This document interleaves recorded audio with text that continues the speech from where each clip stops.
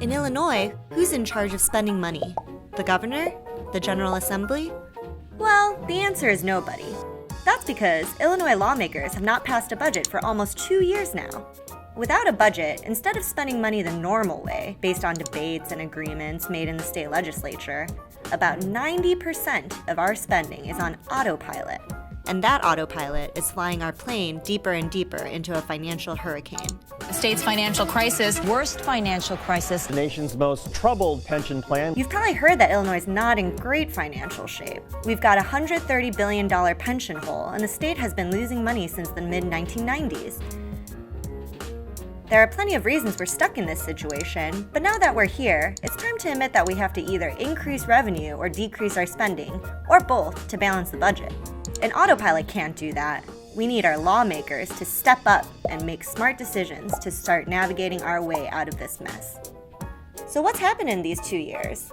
The state stopped funding some very important services, which hurts Illinoisans who are the most vulnerable. Meanwhile, we keep racking up more interest and penalties on the bills we haven't been paying. Even without funding all those social services, we're still spending more than we're taking in, running a $9.6 billion deficit.